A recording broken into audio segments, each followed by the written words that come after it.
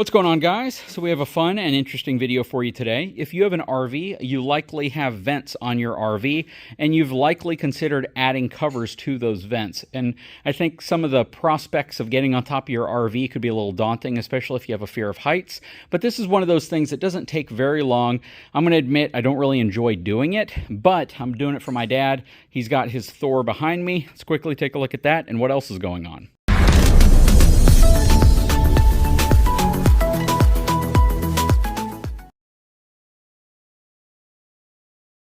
So he is in the shop today with his Thor. He's got his Freedom Elite. This is a 2019 Thor Freedom Elite. Rides on an E350 Ford chassis with the V10 engine.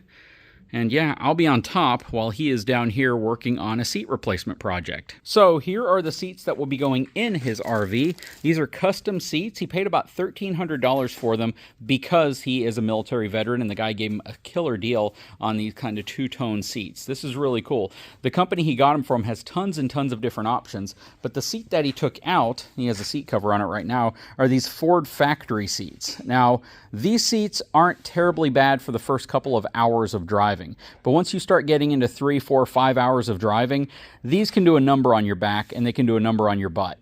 Right here, though, these look super plush. These are the type of seats you might see in like a super high-end Mercedes Sprinter van, but they look really, really nice, and that's what he's installing in the RV right now. So let me show you kind of a side-by-side comparison of what the difference looks like. Okay, so as you can see, this is one heck of a plush seat. Now, a challenge he's currently running into is the seat that was in here sits about 2 to 3 inches lower, which means this seat sitting as high as it does creates an interference problem right here. So he's working on a solution for that. I think he's removing a spacer that he has down here. One of the things I noticed right off the bat, though, is that there's really no headrest that extends up the back. These are considered high back seats, but you can tell that the factory seats extend probably a good 4 to 5 inches taller, giving you an actual headrest. This isn't going to give you a headrest. It would have been nice if there were a headrest up here. Maybe there's some type of an alternative he can put in place.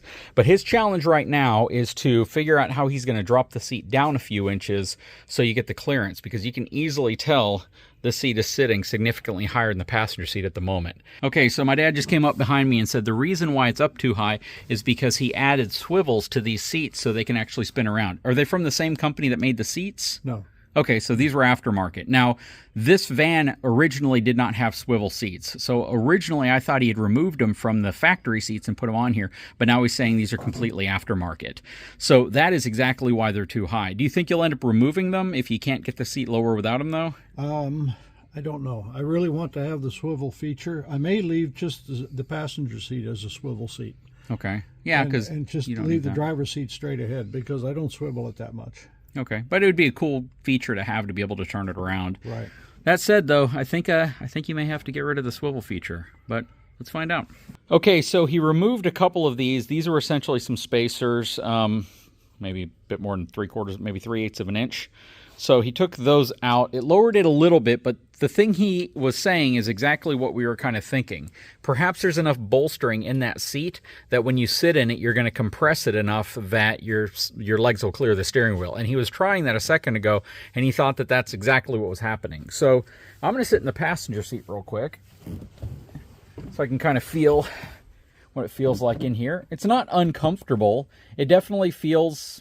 It feels like the OEM seat that you would get inside of a van, maybe even a work van. It's not uncomfortable, it's not horrible, but I could see how after a couple of hours on the road, this could become uncomfortable, just with just about any other seat. But with the 4 feet of bolstering on top of the cushion here, I'm going to try to get in from the passenger side, see what happens. This is not fun, by the way. Ugh. Yep, legs are rubbing. Definitely feels like you're sitting higher, which is actually pretty nice. It feels like you're looking more over the hood, and this is pretty nice. My legs aren't really touching right here, and you do have a little adjustability here with the steering wheel, I think. Is it all the way up right now? Oh, it's all the way up. Okay, so maybe not, but I actually kind of like this position, other than the fact that my head is maybe an inch away from touching the ceiling up here, right there. But this isn't bad. I feel like I'd probably work my way down. I don't know if people ever realize that when they're driving, but if you're ever wondering why you're always having to readjust your rear view mirror after a long trip, it's because you're sinking in your seat over time. And as you sink in your seat, of course, your angle to the mirror changes, so you probably are adjusting your mirror. And then when you get out of the vehicle, it reinflates itself. But the seat is definitely more comfortable. I'm a little concerned about how the bolstering seems like it's lifting my legs up a little bit, though. That seems like it might get tiring. I know my dad's signaling that it's a good thing, and I kind of understand that, but I feel like there's pressure there that wasn't there before. Because right now my feet are just... I feel like I'm really going to have to push my foot down into the cushion to hit the pedal. I personally would probably remove the swivel feature. I think he's going to try it for a while, drive it around, and see how he feels. It's probably a pretty good idea since he already has it in here and he really wants the swivel feature. But overall, the seat is more comfortable, far more comfortable. You can definitely tell it's padded in a lot more areas than the factory seat was. Now, the question to be had here is when you think of OEM versus aftermarket, there are a lot of very experienced and highly trained engineers that spend a lot of time going to school to figure out how a seat is supposed to feel, where it's supposed to cradle you, the bolstering, the lumbar support, the padding, all of that. They spend a lot of time doing that. And oftentimes you see a lot of aftermarket stuff that looks really nice, but ultimately, from an engineering standpoint, it may not be as effective as the thing you're taking out. That happens in a lot of cases when it comes to upgrading or so-called upgrades that people do to their vehicles, especially suspension-related stuff. But it's going to be interesting to see just how my dad likes this seat after he's been driving for 6-8 hours or even 2 or 3 hours, so he can give a better comparative analysis of how it performs compared to the OEM seat. But that said, he's going to swap this seat out next, and we'll just do that off camera. I think this is a better comparison to kind of give you an idea of what the two seats are next to each other. I can honestly tell you, and I'm just going to be honest about it, I think it's a more comfortable seat right now, but I question if it's going to be that much more comfortable later, because I kind of already feel some areas that I'm not sure how I feel about, like right underneath my leg. I don't know if I like the way that feels.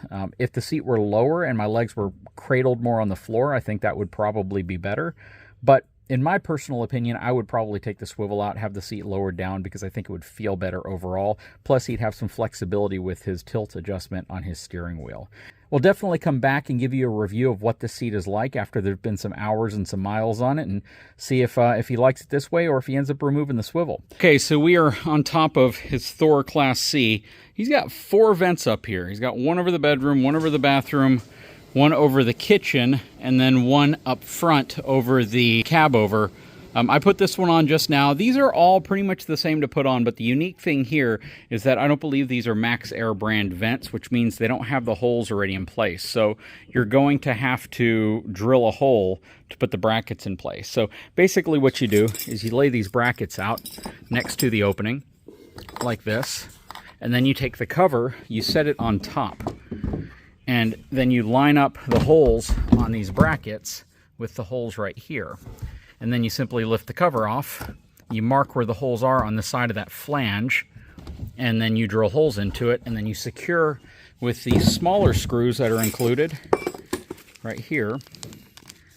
The screw goes in from the outside, and then you put a flat washer and a split lock ring on the inside, and then you tighten them down, and then these larger ones come up through the bottom, go through these holes, and you use these lock washers to hold those in place. So whenever we get the holes drilled, I'll show you what we're doing next. But the first thing I have to do is just mark everything. And the key here is you want to position these kind of about where you think they're going to go.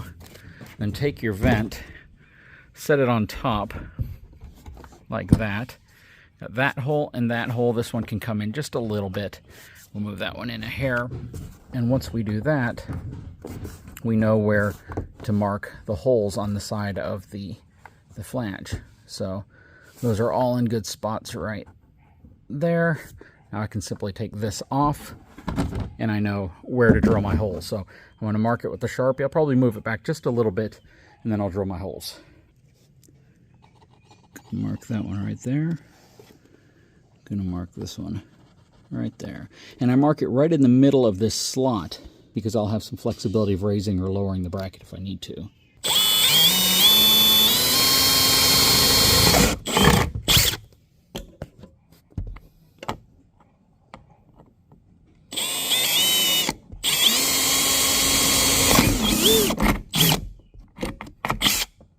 take our screw, put it in like that.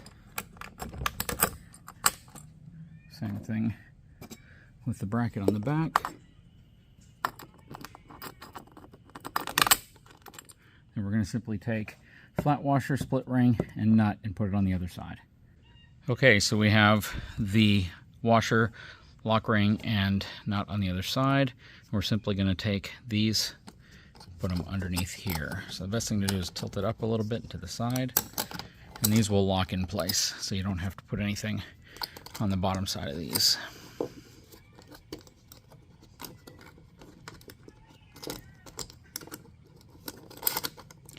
Next, we have to do the exact same thing on the other side of this vent. Okay, so we have them all tightened in place now. We have the bolts underneath, ready to go. We're simply going to take our cover and set it on top and line up the bolts through the holes.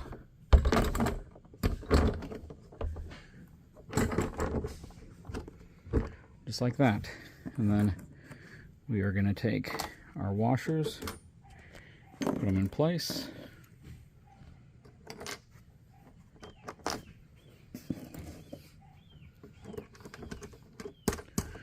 And tighten these down.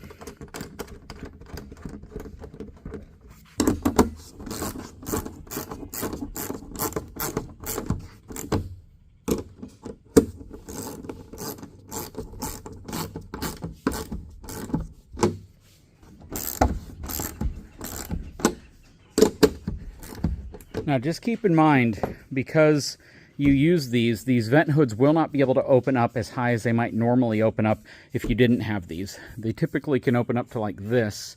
They're only going to be able to open up about this high whenever you put one of these max air vents on.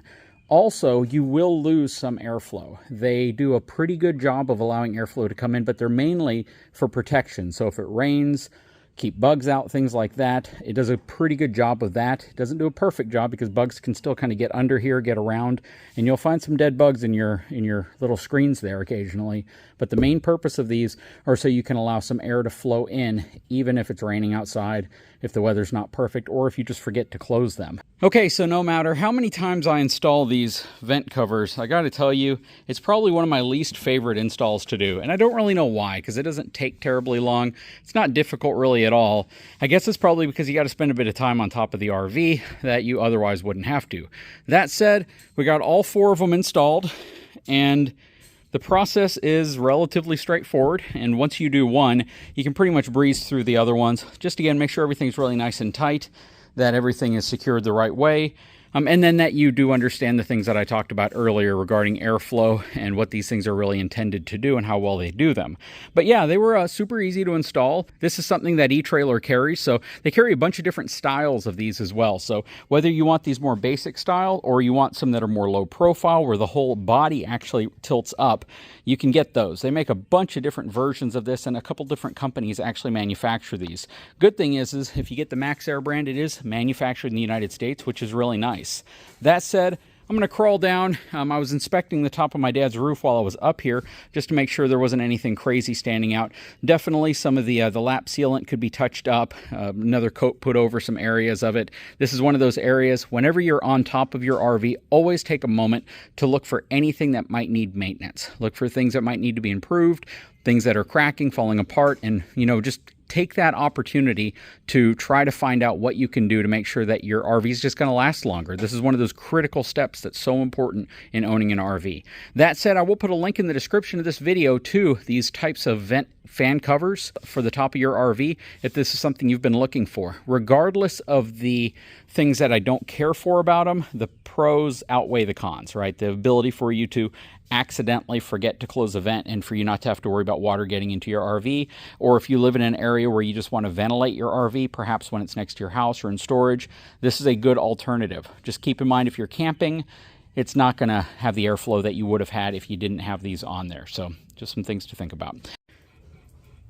Okay, so we're doing another upgrade on my dad's RV, and this is one that I've already kind of started and actually finished on the other side. But this is a big one. This is one of my favorite upgrades to do on RVs, or really any vehicle, is to replace old, dingy, dim, incandescent bulbs with LEDs. We're going to replace these with a really, really good-looking LED taillight that's going to truly modernize this RV, as well as give it some safety that currently it's lacking with these super dull, dim turn signal, reverse light, brake light units that are currently in here. LEDs are really nice because they're intense, they're bright, they don't melt snow like incandescent, but you're really not going to get much of that effect with these anyways. But more than anything, they're going to give you a lot of visibility whenever you're going down the road, and they're truly a great upgrade if you can especially find ones that fit directly in the OEM spot. So I've already unscrewed these. Simply have to cut the wires here. I've identified all my wires already.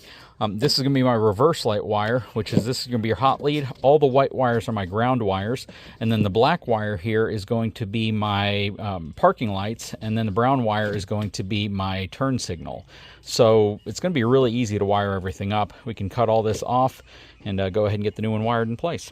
Here are the replacement lights we'll be putting in. My dad actually went on eTrailer and bought these lights. Surprised me, basically came in and he said, hey, I got some lights off of eTrailer. They are a direct replacement to the lights that are here, even though the wiring may not be exactly the same. But the nice thing is they include the wiring diagram on the actual back of the light. So you can see white is ground, which is going to be the same here. Green is high mode and yellow is high mode, which those are going to be your brake and turn signal lights, whereas your brown and your black wire are going to be low, which will be your parking lights, as well as actually just parking lights for both sides, because there's 3 lights in here, 2 outer ones and 1 inner one, and then blue will be backup, which will be the center. So the red's going to connect to the blue, the black and brown will connect to the black and brown on here, I believe. Let me see, black and brown on here, and then the black wires, both of them will connect to both black wires. One will connect to black, one will connect to brown on here, and then the green wire and the yellow wire will connect to both the brown wires over here. So again, we're just going to swap it all out. We're going to do it real quick, and then we'll show you what the results are. Okay, so we have everything wired up. We have white going to ground. There's only 1 ground wire coming from here. This is so much lower current draw than the other lights that there really only needs to be 1 ground wire, and it's just wired into the rest of them. Our yellow wire and our green wire are going to be our turn signal and brake light wires. It's considered high. And then the brown wire and black wire are going to be your parking light wires going to both lights. And then the blue wire is going to be our reverse wire, which is going to the red wire originally on here. So let's go ahead and turn on our parking lights. Parking lights are working on both sides. Let's try our brake light. Oh yeah, much brighter. Let's try our parking light on and then brake light. There we go. Now we're going to go ahead and turn on our left turn signal. Left turn signal. Okay, right turn signal. Okay, and then reverse lights.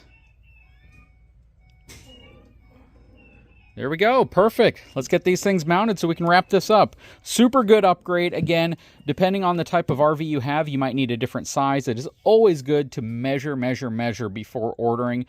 It most likely won't be problematic to go larger than you need to, but I definitely would be sure that you're not getting something that's smaller than what you're replacing. What's nice about these is that they're flush mount, which means this huge cavity back here that was needed for these kind of bulging areas behind the lights is no longer needed with these. So basically the connectors I use can live back here, and I'm not going to have any problem at all.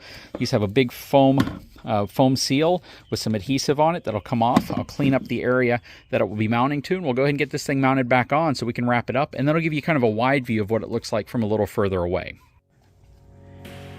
Well, I have to say, this is probably one of the best upgrades we've done on here because it just looks so nice. It really modernizes the overall look of the back end. It gives you a more up-to-date feel. He already has LED lights at the top up there, but man, these things look great. And again, because they are essentially the same style as what was in there before, it really looks like just a newer RV. That is really, really nice. And they are super bright. Very cool. So yeah, upgrade that you might want to consider. You can get stuff like this, all sorts of lighting options on eTrailer.com. I'll put a link in the description if this is something you're interested in. Continuing on, doing some more upgrades to the Freedom Elite, and he's going to be hitting the road in this thing. Yeah, so he'll be heading up to the Utah area around springtime this year. So we'll be on the road caravanning with some friends, and it's going to be a very, very cool trip, made a little safer and a little brighter. Guys, if you haven't had a chance, please take a moment, subscribe to the channel, give me a thumbs up. We'll talk to you again very soon.